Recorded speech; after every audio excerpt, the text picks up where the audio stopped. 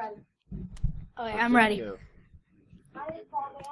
Alright, my name's Paul Vann, and I'm going to be talking about honeypots, how they work, what they can be used for, and a honeypot I built, and all about it. So, this is my first talk, so I hope you enjoy. So first, a little bit about me. I'm a 9th grade student in Virginia, near the DC area, and I'm in governor school, which is basically a program for smart and advanced people.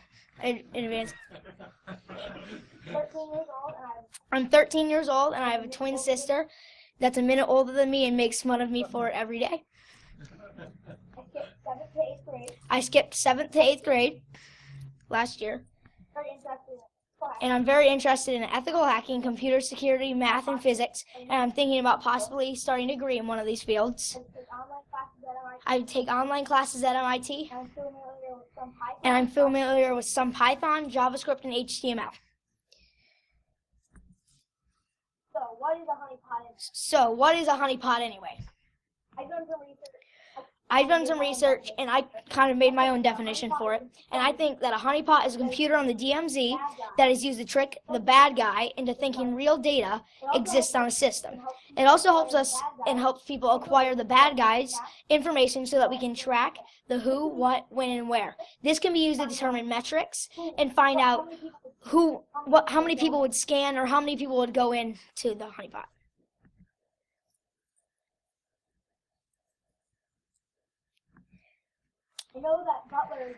I know that Butler is being Winnie the Pooh for Halloween, and I just want to let you know, don't get stuck in a trap like this.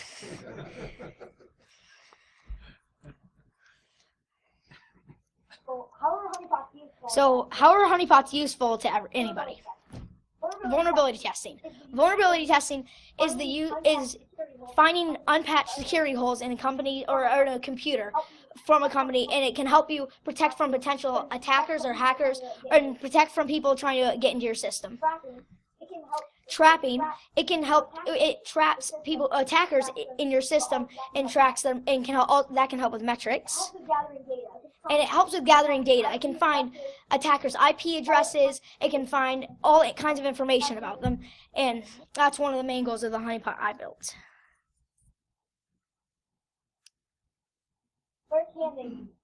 Where can they be used? They can be used for vulnerability testing for private companies, government agencies, police departments, and the military. This is important because if you own a company or you're part of a company, you don't want to allow people to break in. So honeypots can be used to protect your system and find places where people could break in. So now the good stuff. The honeypot that I have been working on. So the honeypot that I've been working on is I've been building uses a QR code link to a fake government site to trick the bad guy or the attacker into thinking they have found something important, which is good because if you can captivate the attacker you have more of a likely chance of finding and collecting their data. It will be able to capture an IP address, geolocation, and sites visited, as well as the names and passwords they tried in the login portal.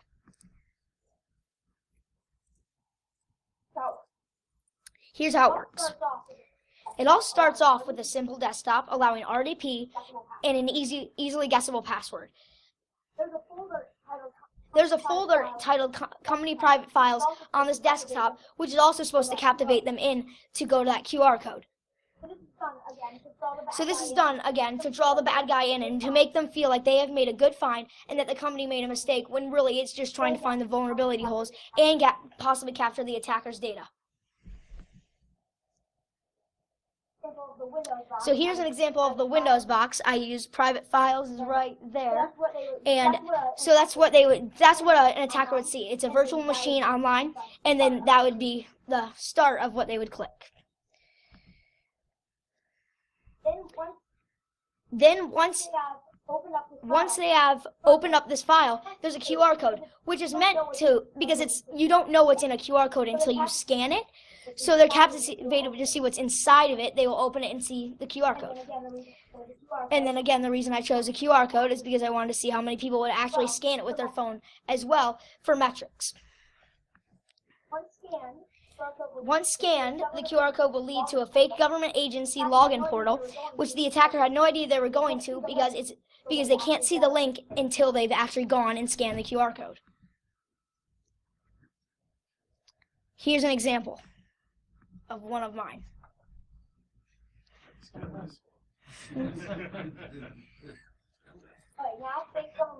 Alright, now fake government login portal. This is the thing I built coded with HTML to make it so hackers will try and attackers will try to break into this. This is the most important part.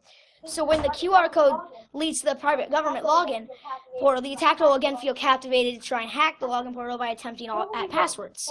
The code will be written and is written to send me an email when the submit button is pressed by the attacker. It will just tell me when someone tried to log in and send me their username and password that they tried to log in with.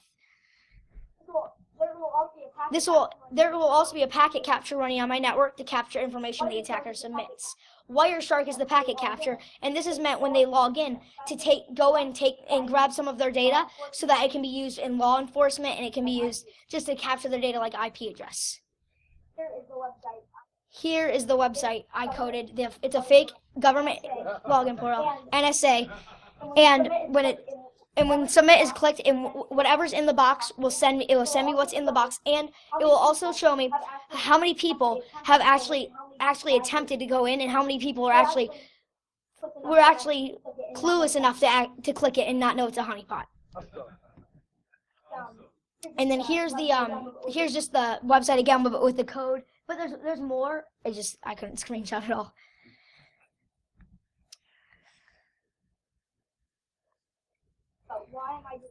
So why am I doing this? Metrics. Because I want to find out how many people will actually try to go into the RDP, and how many people will actually go into the folder, and how many people will scan the QR code, and also find out how many people will actually put in the username and password onto the login portal. I want to see how far someone will go to attempt to access the system I created, and it forces them not to use their computer, but also their phone, which can also give me both IP addresses, both on their phone and computer. And I'm just really interested in intelligence.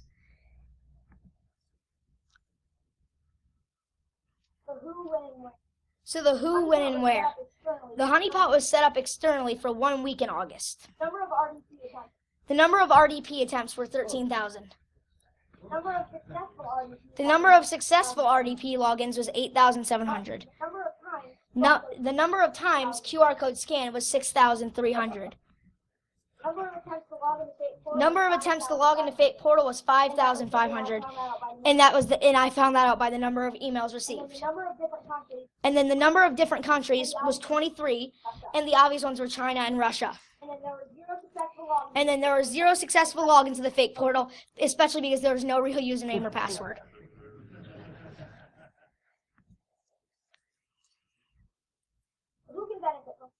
So who can benefit from this honeypot? Private business, law enforcement, government agencies, or basically everyone. With law enforcement and government agencies, they can use it to capture data of different attackers and the people trying to break into these systems. And then private businesses and basically everyone can use it to protect their data, their IP address, and all of that by patching up the security holes they have in their system.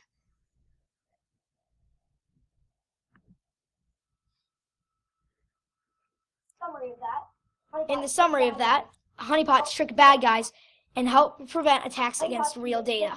Honeypots can get sticky if the proper traps are set up. They can be used to track metrics. Benefits exist for all types of businesses.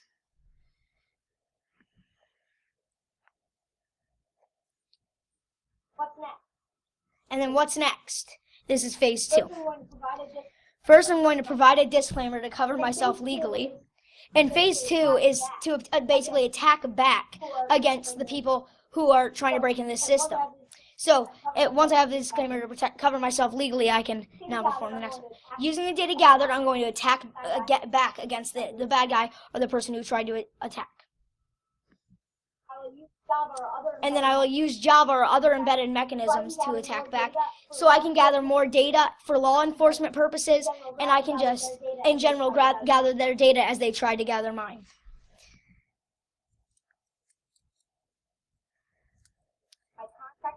this is my contact info, my Twitter and email.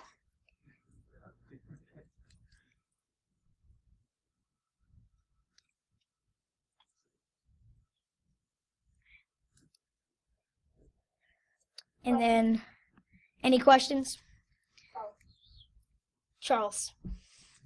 What was the password for the RDP system? Password. Yes. No, it was meant to be a simple password so that people could easily break into it. So no, there was no password that existed, or you wait, what? Oh. You're gonna post that. Like for the Oh no. I'm pretty. Okay. I'm not yet. That would be interesting. That would be interesting to see. Okay. We can do that.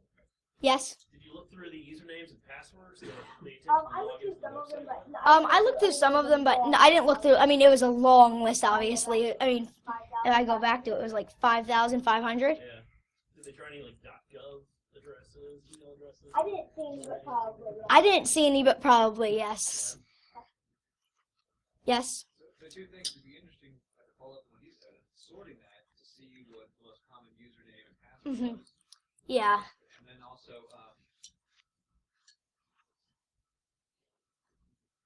you said there was 23 countries that logged in. You had Russia and China as the two main. Any other time? There were. I mean, it was all over. Those were the two main ones I saw, but there were definitely there was a lot more. I mean, it was really all over Europe and Asia and places like that. It was just a variety of different countries and places. Any more questions? Where was that virtual machine running? Was it like Amazon? It was running at my house. Interesting. Ryzen BIOS. Ryzen BIOS. Could you tell? Yes. Could you? Yeah. Sorry, go ahead. So I got set up on myself, but It took about 2 days probably because to code the website it was about 2 or 3 days, and then to actually build the to get the virtual machine, and it ended up totaling around 3 or 4 days. Are you selling your What? Yes.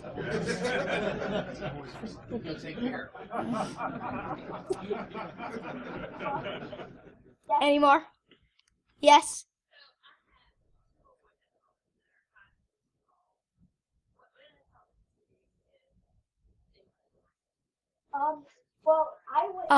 Well, I went in January. I went to ShmooCon and kind of found out what a honeypot was, and then I started researching it more.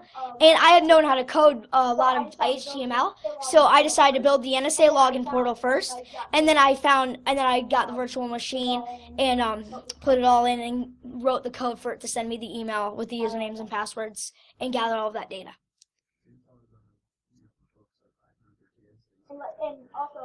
And also things that are very helpful are like Python for Kids, which I started with like a few years ago a couple of years ago, and then I just gradually built up.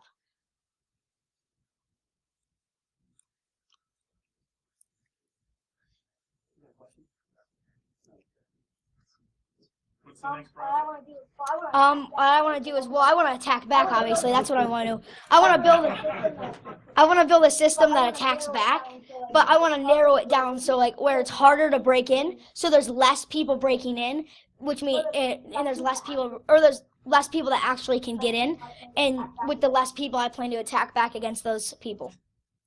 Only the bad ones. Maybe don't do that from Yeah, maybe change your hosting. Any more?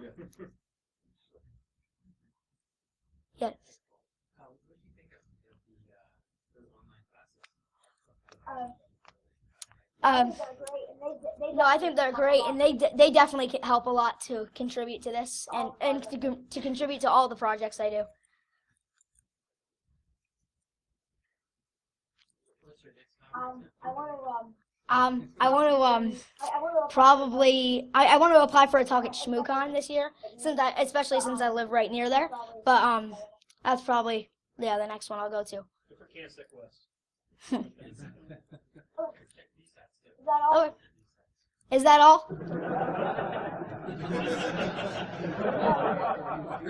No, I just want to know. B-sides DC next month. Okay.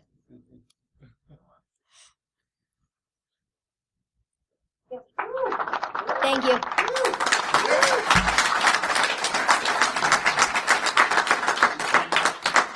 Did you give them all 10 extra minutes to go to beer?